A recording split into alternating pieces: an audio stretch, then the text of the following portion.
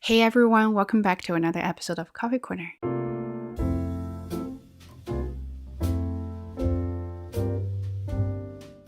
I have to apologize first. I know I haven't been very active lately. I'm trying my best to kind of upload one or two episodes a week, but it has been very challenging. And I've discovered something I really like, and I am actually doing that, which is yay to me because I've been taking writing course from Coursera. First of all, it's not sponsored, but hi Coursera, if you see this video, please sponsor me. Anyway, I was really hesitant about taking course from Coursera because I've always done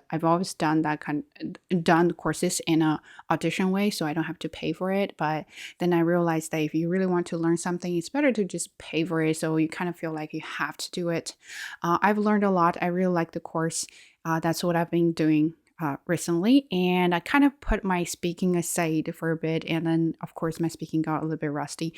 So now I'm back and I want to continue this. And that is not our topic today. Our topic is Atelophobia. Yeah. So when you first saw that word, or when you first hear that word, what is your reaction? What is your guess about that word?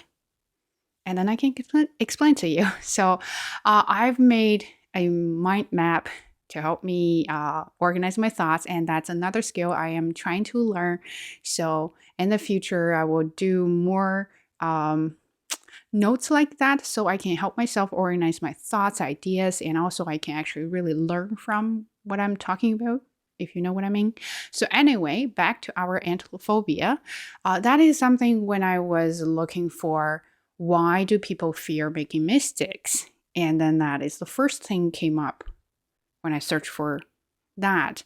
And the funny thing is, when I was trying to think about making mistakes, I was really thinking about myself, but then I got a lot of comments from my students. They were really shy, and they were really afraid of making mistakes. And some of them even told me privately, saying, "No, babe, I'm scared of making mistakes, and that's why I don't feel participating in class, because what if my classmates laugh at me?" Something like that. And then I've got a couple of comments and DMs from you guys saying that, "Oh, I'm really worried about."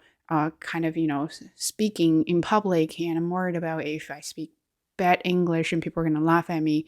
And I was like, hey, we share something in common, which is we're both scared of making mistakes. So why not do an episode about that? Here we go. And we're going to do the topic. So Atelophobia is a term that you use to describe the scare or the fear you have when you make mistakes. And a lot of people, sometimes it's mild, sometimes it's extreme. Some people are afraid of making mistakes, but not too much. But some people are kind of like, they are really scared to the point that they may have, like, their heart might beats really fast, they may sweat a lot, and they may freeze that moment and can't move, can't talk. That happens. But yeah, Atelophobia is the fear of making mistakes, and that's what we're going to talk about today. And also, when you think about Atelophobia, and it refers to perfectionism, long time ago, really long time ago, I think when I just first started a few episodes of Coffee Corner, and one comment said that, "Babe, can you do an episode about being perfectionist?" I was like, oh wow, that's something I really want to do. But the problem is, it's because I wanted to do it so much to the point I don't know where to start. And here we go, and everything just merged, and now we're doing this.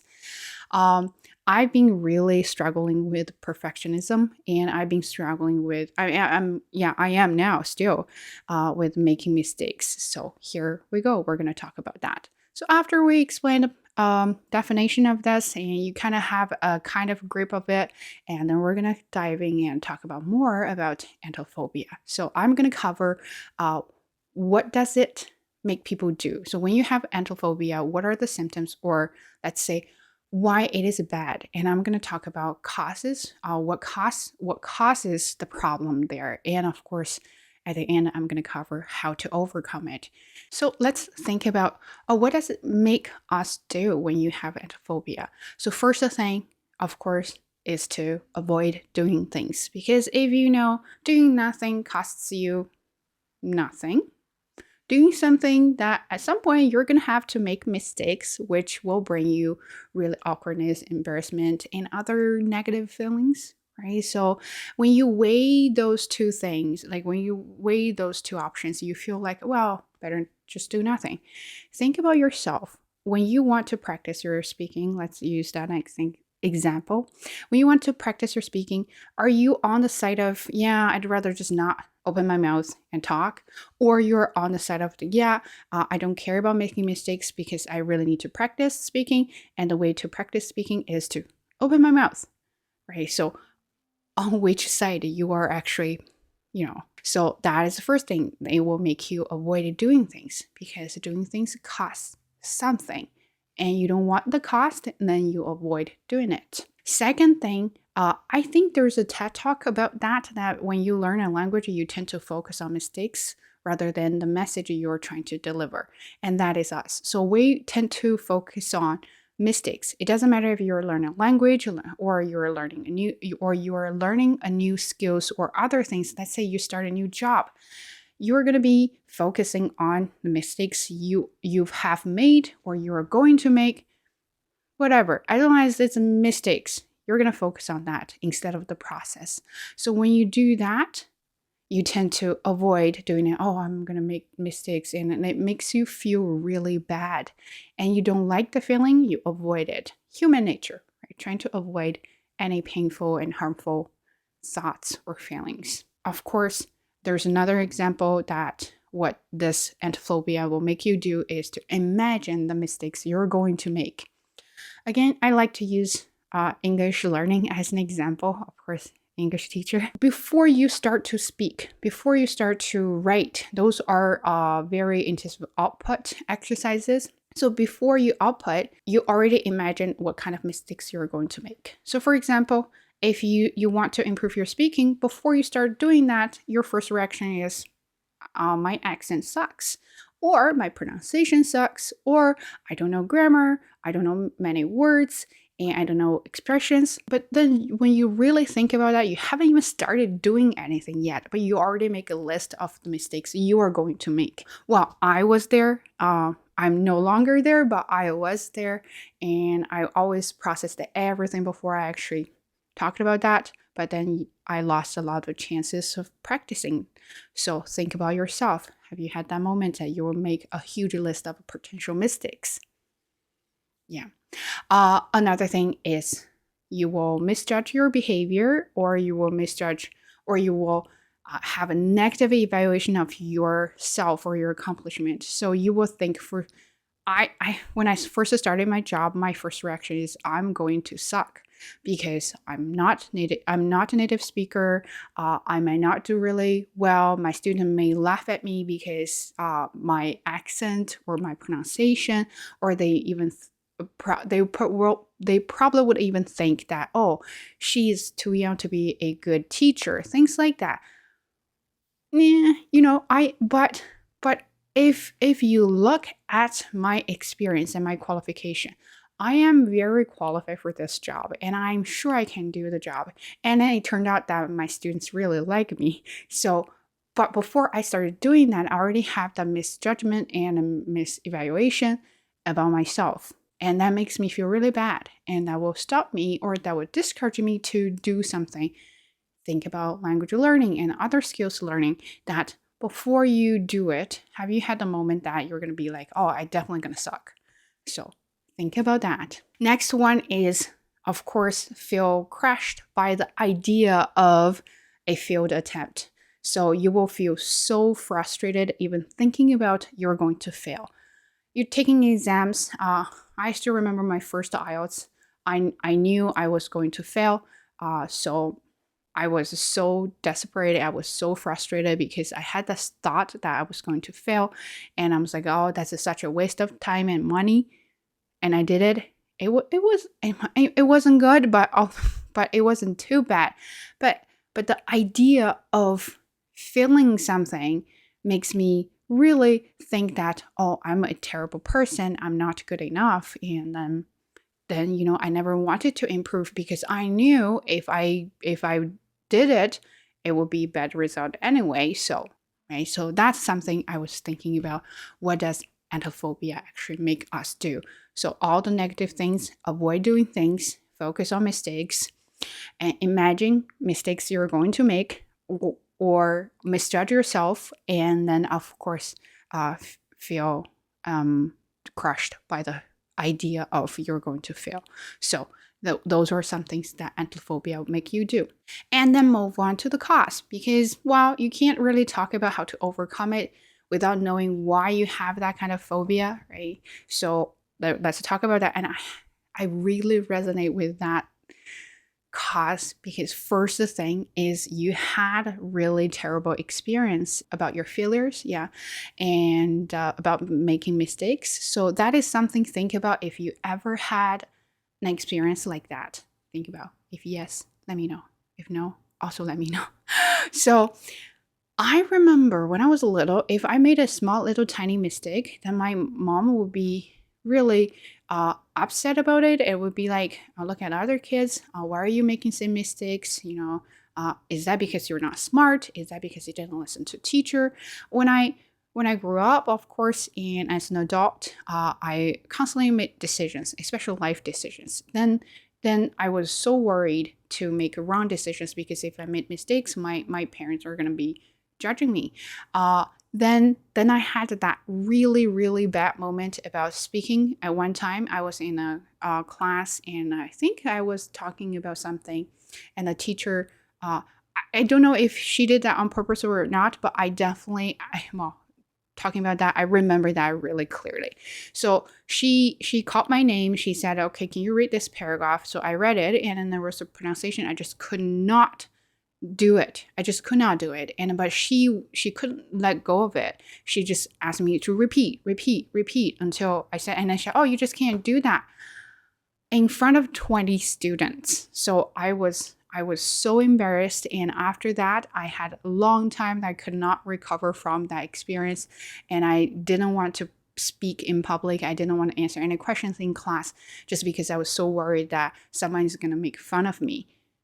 Yeah, I was definitely traumatized by that terrible experience. Have you had that kind of moment too? So let me know.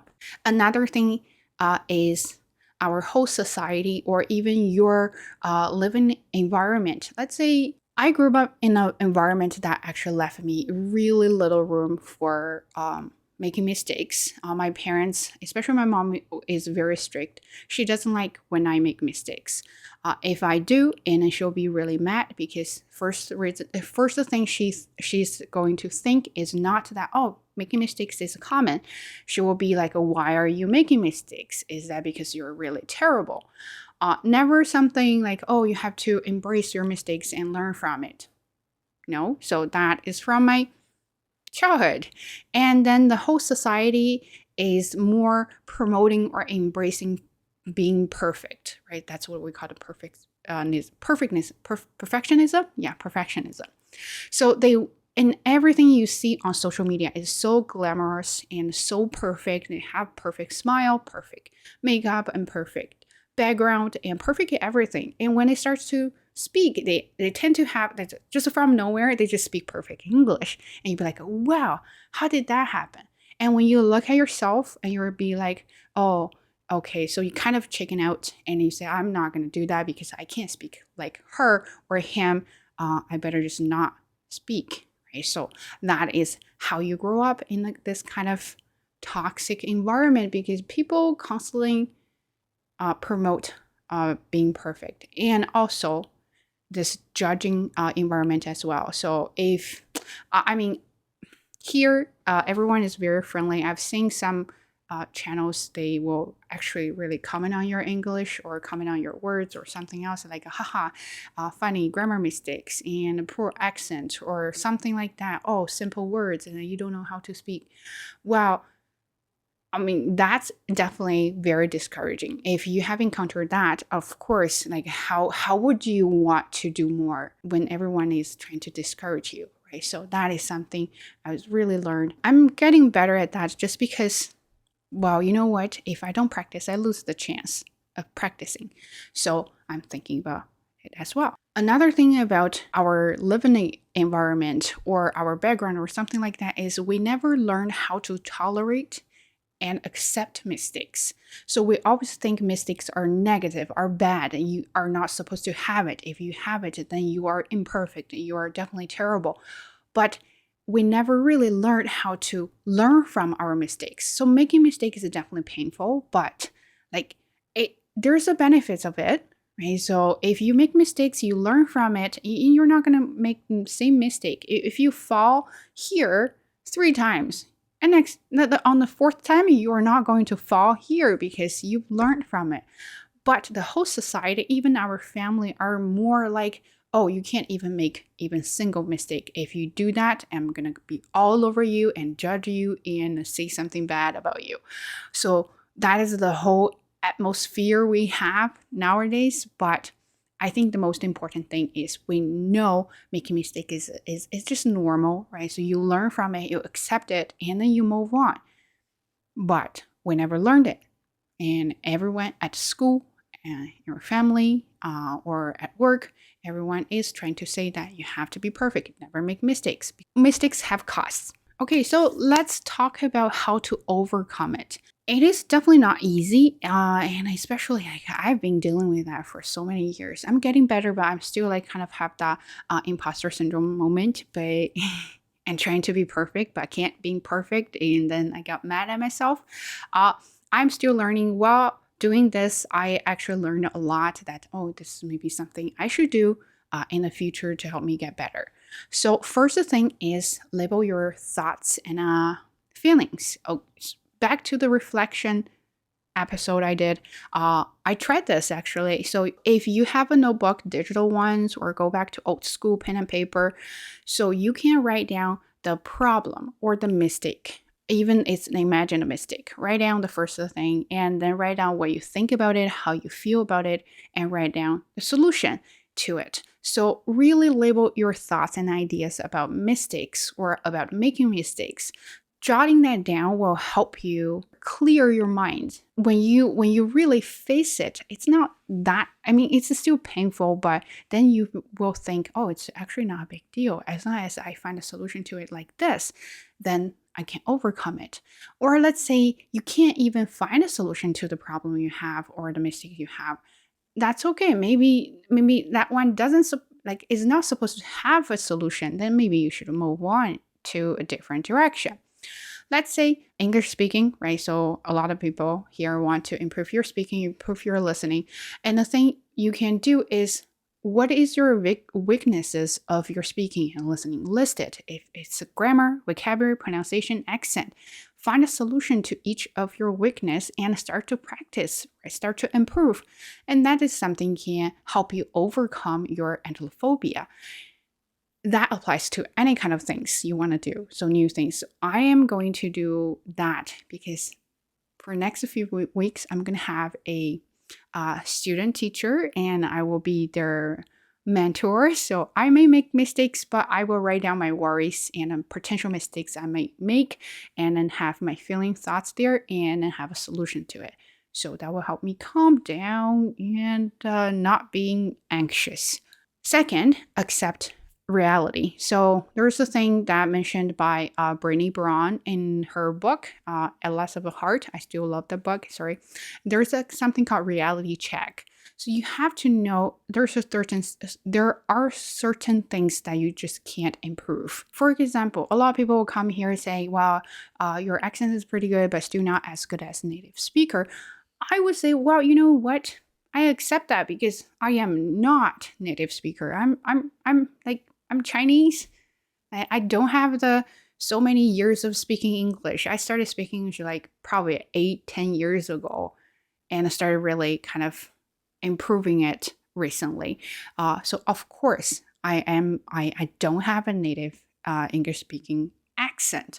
So I accept the reality and move on, and I will still improve, but I wouldn't really dwell on that just because I am not one of them, right? So that's about accept the reality. But some things that you can improve your grammar and other things. But you have to make a list of what kind of things you can definitely improve, or what kind of things you just, there's no way you can do it or you can accept it.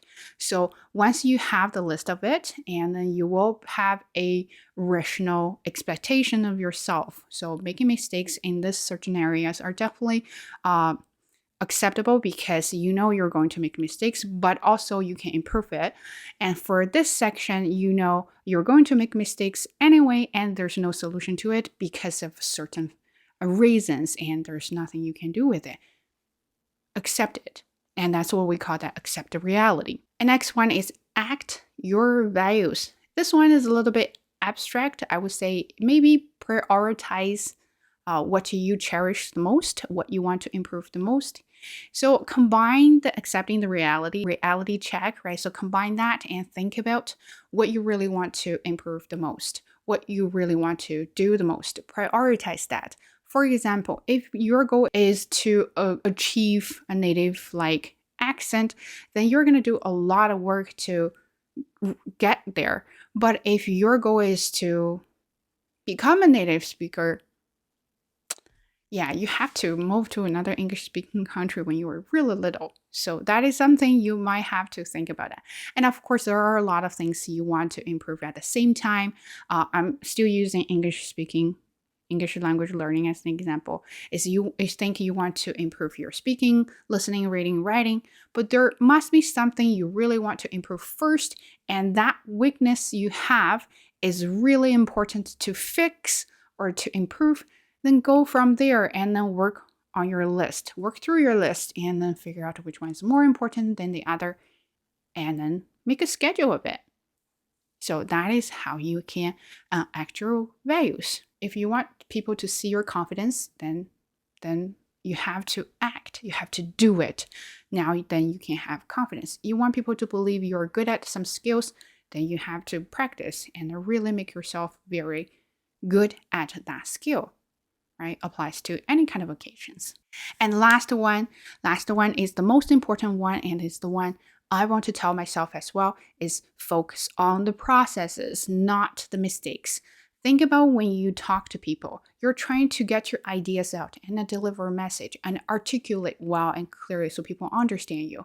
You're not trying to focus on the mistakes, because no one's going to focus on your mistakes once you started communicating with them. They want to see, can I understand your ideas? What do you want me to do? Right? So nobody's going to focus on that. And I learned this from my students too. And they were trying so hard to speak English with me, and they had their broken English as well.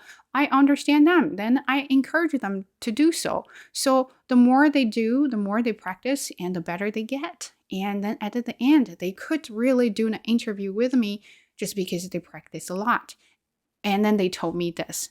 So when they first started, they of course focused on the mistakes, and then they feel like they didn't go anywhere further. But now, because I told them, or because we're learning together, they focus on the process more. So they're thinking about mistakes are good. I put them aside. I learn from them. But my goal is to communicate with you. And did I do it or not? Did I achieve it or not? At the end, what I want to say is, if you only focus on, or if you mainly focus on mistakes, it's not going to get you anywhere. Focusing on bad things or focusing on good things. Think about that. Focusing on bad things, you get stuck here. Focusing on good things, there's a chance you're going to move up or you're going to improve. So why do you have to focus on bad things? So yeah, you tell me about that. Okay, that is it. I hope you liked this episode. And of course, my English got a little bit rusty. Don't forget to give me a thumbs up and subscribe to the channel. And see you in the next one. Take care. Bye.